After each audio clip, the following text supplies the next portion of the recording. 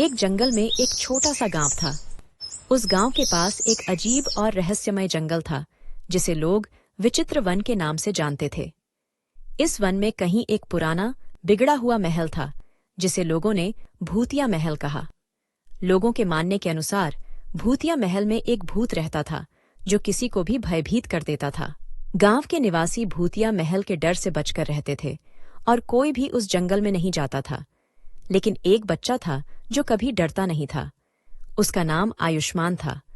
आयुष्मान ने सोचा कि वह भूतिया महल के रहस्य को सुलझाए और सभी को दिखाएगा कि कोई भूत नहीं होता। चलो दोस्तों, हम भूतिया महल की ओर चलें। मुझे लगता है हमें उस रहस्य का पता लगाना चाहिए। आयुष्मान, क्या तुम समझ नहीं रहे हो? वहाँ कुछ भी नहीं है। मैं जानता हूँ कि यह सही नहीं है।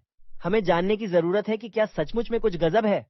लेकिन आयुष्मान, वहाँ किसी भूत का घर हो सकता है। हमें वहाँ नहीं जाना चाहिए। मुझे लगता है कि हमें जाना चाहिए। मैं तुम्हें डरने का कोई कारण नहीं देखता। वे महल की ओर बढ़ते हैं और द्वार पर पहुंचते हैं। देखो, द्वार खुला है। चलो, हमें अंदर जाना चाहिए। उन्होंने महल के अंदर प्रवेश किया और वहां कुछ अजीब आवाजें सुनाई दी।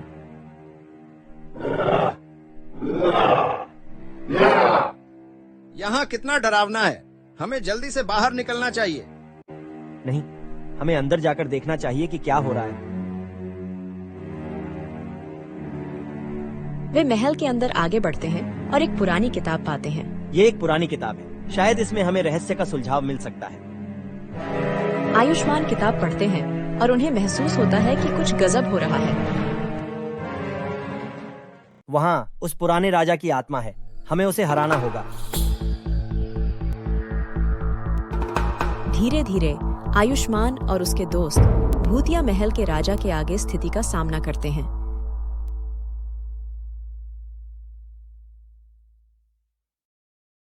राजा की भयानक आत्मा उनके ऊपर आगे आती है और उन्हें अपनी शक्ति से पीछे करने की कोशिश करती है। धीरे धीरे आयुष्मान और उसके दोस्त भूतिया महल के राजा के आगे स्थिति का सामना करते हैं।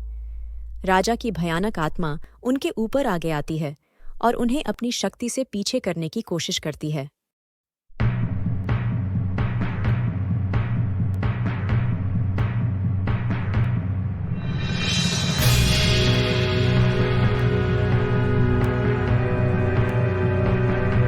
एक महायुद्ध के बाद आयुष्मान और उसके दोस्त राजा की आत्मा को हराते हैं।